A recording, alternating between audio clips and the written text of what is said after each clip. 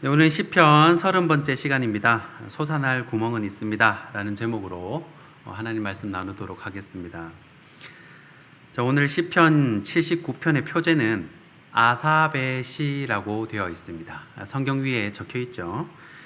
이 아삽은 다윗 시대의 성가 대장인데, 오늘 본문의 내용은 이 바벨론 왕 느부갓네살에 의해서 예루살렘이 멸망당한 후에 기록된 것으로 보여집니다. 이 저자와 시의 내용이 연대가 맞지가 않습니다. 그러니까 아삽의 후손 중 하나가 후대의 이 시를 이 시편에 이렇게 삽입한 걸로 봅니다. 우리가 보고 있는 부분은 시편의 제3권인데, 후대의 사람들이 시편을 편집을 할 때 무작위로 편집을 한 것이 아니라 주로 저자나 이 내용에 따라서 시편 150편의 시편을 총 5권으로 이렇게 나누어 놓았습니다. 그러니까 각 권마다 큰 주제가 있다는 거예요. 그냥 나눠 놓은 것이 아닙니다. 주제별로 묶어 놓았는데, 예를 들어서 제1권은요, 대부분 다윗의 시인데 왕이신 예수님에 대한 교훈으로 이제 묶어 놓은 것이고요. 제2권은 고라 자손의 시로 시작을 합니다. 하나님의 백성에 대한 이 교훈들로 이렇게 묶어 놓았고요. 그리고 오늘 우리가 읽은 제3권 시편 73편부터 89편까지는 이 대부분이 아삽의 시입니다. 이 아삽의 직책이 뭐라고 했죠? 성가대장입니다. 성가대장, 그 후손들도 대대로 이 예배 음악 사역을 했습니다. 그러니까 자신들의 전공 분야에 맞게 예배와 예배자에 대한 이 교훈을 묶어 놓은 것입니다. 자, 그러면 오늘 내용이 바벨론에 의해서 예루살렘이 멸망한 후에 기록을 했는데, 이것이 어떻게 예배와 관련이 있습니까? 라고 생각을 할 수도 있죠. 이 환난의 때, 고난의 때에 오히려 하나님을 예배하고 또 구원의 손길을 간절히 바라면서 기도하라는 것입니다. 자, 그러면 오늘 시의 배경이 되는 그 시간은 어느 때쯤일까? 이 유다의 15대 왕 요시야 시대로 거슬러 올라갑니다. 자, 이 사람이 우리나라 역사로 말하면 이제 철종, 고종, 그러니까 이 구한말에 이 왕조가 무너질 때 왕의 계대 자체가 완전히 무너집니다. 그래서 아들이 없으니까 조카가 왕이 되고, 철종 같은 경우는 광화도에 가 있던 이씨 왕조의 반계를 데려다가 왕으로 삼고 막 그럽니다. 자, 다시 말해서 왕국의 말기에는요, 왕조의 계대가 완전히 무너진다는 것입니다. 이 남유다에 있어서 그 계대의 마지막 왕이 요시야라는 왕입니다. 이 사람이 31년 동안 통치를 했는데 정말 하나님을 잘 믿었습니다. 율법서도 발견을 하고요, 나라가 마치 이 종조대왕 때처럼 반짝 부흥을 합니다. 그래서 8세에 등극을 했는데 무려 31년 동안 길게 통치를 합니다. 자, 그랬는데 이 요시야가 살고 있는 이때가 북쪽에 이 바벨론이라는 나라가 거대 강국으로 성장할 때였습니다. 당시 바벨론보다 앞서 있던 나라가 유명한 이 아수르라는 나라입니다. 아수르라는 나라에 의해서 이 북이스라엘이 멸망을 하고 이제 남쪽 유다 왕 요시야가 살고 있었습니다. 자, 이때 점점 아수르도 쇠락하면서 북쪽의 이 바벨론이라는 나라가 힘을 모으고 있었던 거예요. 그때 저기 남쪽에서 오래전부터 이 새를 떨치고 있었던 애굽이, 그때 애굽의 별명이 이 움크리고 있는 괴물이었습니다. 이 애굽이 보니까 바벨론이라는 나라가 굉장히 위협이 되는 거예요. 바벨론이 아수르를 공격하는 모습을 보니까 이 바벨론을 가만히 뒀다가는 위험하겠다 싶어서 이 애굽의 왕 느고가, 이 파라오 느고가 이 쪼그라들고 있는 이 아수르, 그러니까 적의 적은 나의 우군이니까요, 바벨론이 아수르를 공격하고 있을 때 이 느고가 군사들을 이끌고 이 아수르를 도와주러 갑니다. 자, 그래서 이 아수르와 연합을 해가지고 이 바벨론 한번 물리쳐보자, 그렇게 의기투합을 한 거죠. 자, 애굽이 대군을 이끌고 남쪽에서 이제 북쪽으로 가는데 그 길목에 이 조그만 이스라엘이라는 조그만 나라가 있는 겁니다.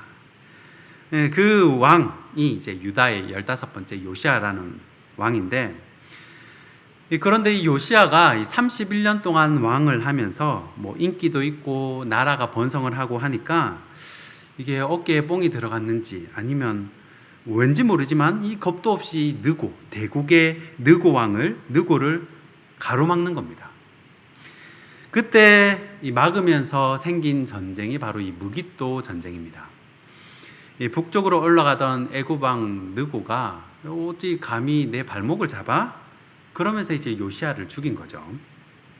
그래서 이 요시아가 무깃도 전쟁에서 전사를 하게 됩니다. 그때가 BC 605년 이 근동 세계사에서 어쩌면 세계 최초의 세계 대전이다라고 할 수 있는 갈그미스 전투가 그때 일어납니다. 그래서 이집트와 아수르가 연합을 해서 바벨론과 전쟁을 하는데 605년에 이 전쟁이 이 아수르가 대패를 하게 됩니다. 그리고 나서 이 애굽의 느고도 깜짝 놀란 거예요. 신흥 세력인 줄 알았는데, 이 바벨론이 그냥 신흥 세력인 줄 알았는데 큰 코 다치고 후퇴를 합니다. 그리고 그 후로는 다시는 북쪽으로 공격을 하지 않습니다. 애굽이 올라가면서 요시아 왕을 죽이고 올라갔잖아요. 그리고 요시아가 전사를 하니까 그 사이에 신하들끼리 이 요시아의 아들 중에 넷째 아들이었던 요아스를 왕으로 잠깐 세웁니다. 그런데 느고가 패하고 돌아오는 길에 이스라엘을 또 지나가는데 이스라엘이 자기들 마음대로 왕을 세워두고 있는 거예요. 그래서 이 느고가 퇴각하는 길에 이 요아스를 또 폐위를 시키고 이제 애굽으로 내려갑니다. 이 요아스를 폐위시키고 대신에 이 느고가 여호야김이라고 하는 요아스의 둘째 아들입니다. 둘째 아들을 왕으로 세웁니다. 여호야김. 그러니까 요아스는 갈그미스 전투를 하는 틈새의 왕이 됐으니까 굉장히 짧게 왕이 된 거죠. 그래서 요아스는 3개월만 왕이 됩니다. 느고가 다시 돌아오는 길에 요야김을 왕으로 세워두고 갑니다. 바로 느고가 요야김을 왕으로 세우면서 속궁을 만들고 간 거죠. 그런데 요야김이 애굽을 잘 섬기고 살아야겠다라는 생각을 했는데 이 애굽과 아수르를 완전히 전멸시킨 이 바벨론이 점점 아래로 내려오는 겁니다. 그리고 바벨론이 딱 왔더니 작은 나라에 요야김이라는 사람이 왕으로 있는 거예요. 그래서 그 요야김에게 누가 너를 왕으로 세웠냐 물어보니까 애굽 왕이 세웠습니다. 세워줬어요. 이렇게 하니까 그래? 그러면 이제부터는 나를 섬겨라. 애굽이랑 친하게 지내지 말라. 요번 한 번은 봐줄 테니까 이제는 애굽하고 단교를 해라 하고 이렇게 돌아갔습니다. 그런데 이 요야김이 나중에 이 바벨론을 배반을 합니다. 자기를 왕으로 세운 애굽과 모의를 꾸미다가 이 바벨론에게 딱 들킨 거예요. 그래서 바벨론이 처음에 한 번을 봐줬더니 이 애굽과 친하게 지내지 말라고 하고 나한테 조공을 바치라고 했는데 이 3년 만에 어떻게 나한테 배반하냐. 그리고 나서 바벨론 왕 느부갓네살이 요야김을 쳐들어옵니다. 이때가 이제 바벨론 1차 침공이에요. 이때 바벨론 왕 느부갓네살이 1차로 침공에 들어오는데 요 당시에 잡아간 사람들이 이제 다니엘과 이런 엘리트 계층을 다 잡아갑니다. 처음에 1차 침공에서 포로로 잡아간 사람들은 귀족이나 왕족들입니다. 그리고 요야김을 폐위시켜 버립니다. 그리고 요야김은 몇 년을 등극을 하냐면 북쪽 바벨론과 남쪽 애굽 사이에 줄타기 외교를 하면서 11년 동안 다스립니다. 그런데 바벨론 왕 느부갓네살이 폐위시키고 그 아들 요야긴을 또 왕으로 세워요. 저는 이렇게 김긴 시드기야 이렇게 외웠는데 요아스 아들 김, 그 다음 긴, 그 다음 시드기야 이렇게 쉽게 외웠어요. 김긴 시드기야. 그러니까 긴 왕을 세운 거예요. 요야긴 왕을. 그랬는데 요야긴도 말을 잘 듣는 척하다가 또 3개월 만에 배신을 합니다. 이때 바벨론이 또 2차 침공을 합니다. 이게 바벨론 왕 느부갓네살이 이제 두 번째 이제 예루살렘에 오는 건데 이때 또 사람들 많이 잡아갑니다. 그리고 나서 이 바벨론 느부갓네살이 생각하기를 나이 어린 사람을 왕으로 세우니까 이 세상 물정을 모르고 이 물불을 못 가리는 것 같다. 그래서 요야긴을 느부갓네살이 폐위를 시키고 누구를 왕으로 세우냐면 고 삼촌, 나이가 좀 있는 삼촌을 왕으로 세웁니다. 이 시드기야.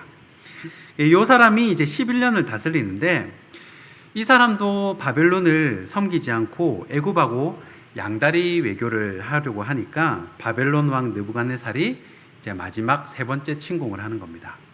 그래서 이 시드기야 왕 때 남왕국이 완전히 멸망을 하게 됩니다.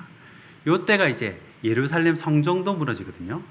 그러니까 이스라엘, 우리가 성경상으로는 예루살렘 성전이 무너져야 완전히 망했다라고 보는 겁니다. 이때가 예수님 오시기 전 586년입니다. 자, 첫 번째 침공이 아까 갈그미스 전투가 있었던 BC 605년이었습니다. 이때가 1차 침공이고 요호야긴, 김긴 시드기야니까요. 요호야긴 때 2차 침공, 그리고 시드기야 때 3차 침공. 그러니까 오늘 우리가 읽은 시편 79편은 3차 침공 이후에 예루살렘 성전이 완전히 무너지고 나서 그때 지은 시라고 보시면 됩니다.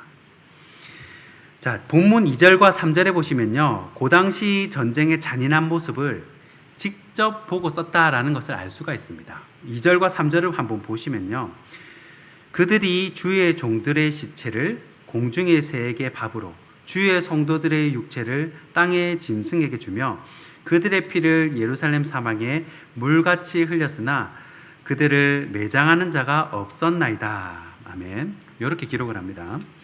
시체가 도시에 질비했다는 건데, 이때 있었던 이 에피소드를 하나 알려드리면요, 이 바벨론의 경호 대장이 느부사라단이라는 사람입니다. 느부사라단이 예루살렘에 쳐들어와가지고요, 이제 성벽을 먼저 이제 다 헐어버립니다. 그리고 중요한 건물이다 싶은 거는 다 불로 태웁니다. 다 무너뜨리고 불로 태웁니다. 그리고 그때까지 도망 안 가고 있었던 이 대제사장 스라야와 또 다른 제사장 스바냐와 문지기 세 사람을 사로잡습니다. 그리고 성 안에 남아있던 장교 1명, 또 왕의 모사 5명, 서기관 1명, 그리고 백성들 60명을 사로잡아요. 이 사람들을 이제 끌고 가는 거죠. 끌려간 사람들은 목숨은 그래도 건졌다라고 생각을 했을 겁니다. 그런데 이 하맛 땅 림나에 가가지고 그들을 다 처형해 버립니다. 그리고 바벨론 왕 느부갓네살이 유다의 총독으로 이제 그달리아라는 사람을 세웠는데, 그달리아가 남아있는 장교랑 병사들에게 이렇게 얘기를 합니다. 뭐라고 얘기를 하냐면, 우리가 바벨론만 잘 섬기면 살 수 있다, 잘 살 수 있다. 그 전에 애굽하고 자꾸 왔다 갔다 하니까 우리가 이렇게 망한 거지, 바벨론만 잘 섬기면 우리는 목숨 부지할 수 있고 잘 살 수도 있다. 그렇게 사람들을 안심을 시키는 거예요.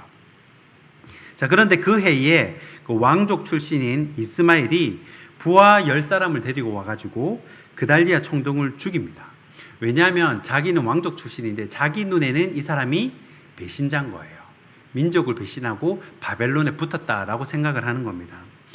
그리고 이 이스마엘이 바벨론 사람, 이스라엘 사람 가리지 않고 다 죽여요. 왜요? 이스마엘 입장에서는 지금 정권은 정통성이 없는 겁니다. 바벨론이 세운 정권이고 다 변절자들인 거예요.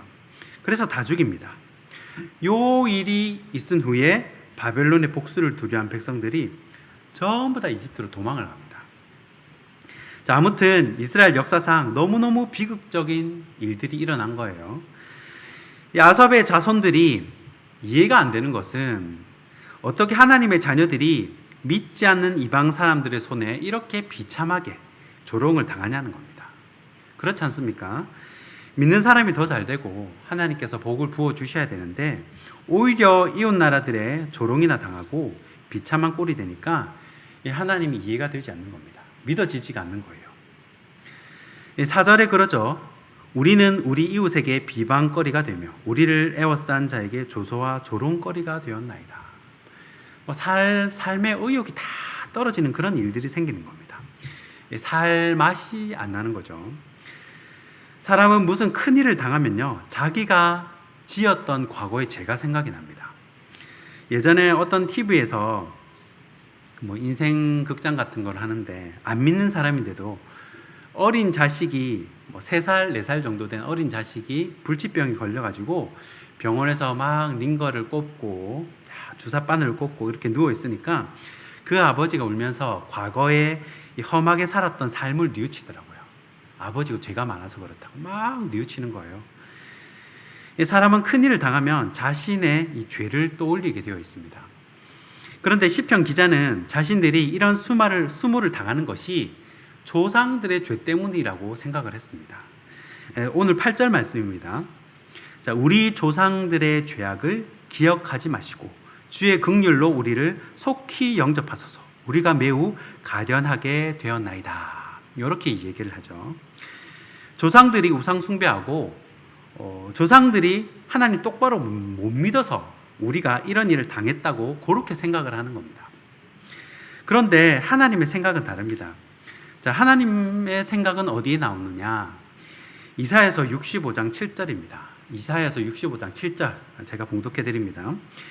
너희의 죄악과 너희 조상들의 죄악은 한 가지니 그들이 산 위에서 분향하며 작은 산 위에서 나를 능욕하였습니다. 그러므로 내가 먼저 그들의 행위를 헤아리고 그들의 품에 보응하리라. 여호와가 말하였느니라. 아멘. 자, 그러니까 결국은 이 일이 누구 탓이 아니라 나 때문에 생겼다는 겁니다. 조상 탓이 아니라는 거예요. 우리 하나님은 사랑의 하나님이셔서 우리를 구원하시고 인도하시는 분이십니다. 그러나 동시에 심판하시는 분, 공의의 하나님이라는 것을 꼭 기억하셔야 합니다. 이 1000개의 눈이라는 이 A사 레이더보다 더 정확하고 더 세밀하게 보시는 분이라는 거예요. 시편 121편 4절에 이스라엘을 지키시는 이는 졸지도 아니하시고 주무시지도 아니하시리로다 라고 말씀을 합니다. 우리에게 소망이 있는 것은요, 우리는 여전히 주님의 백성이고 또 주님이 기르시는 양이라는 겁니다. 그래서 이 시편 기자는 목자이기 때문에, 우리의 주인이시기 때문에 우리의 기도를 반드시 들어주실 거다라고 확신을 하면서 감사의 찬양을 그렇게 드리는 겁니다. 말씀을 맺겠습니다. 오늘 시편에서 우리가 꼭 붙들어야 할 말씀은 바로 13절 말씀입니다. 우리는 여전히 주님의 백성이고 주님의 양들입니다. 그렇기 때문에 구덩이에 빠질 수는 있어도 반드시 선한 목자 되신 주님이 우리를 건져주신다는 겁니다. 이 확신, 이 믿음으로 오늘도 평안을 선택하고 감사를 선택하는 저와 여러분이 되시길 주님의 이름으로 축원합니다.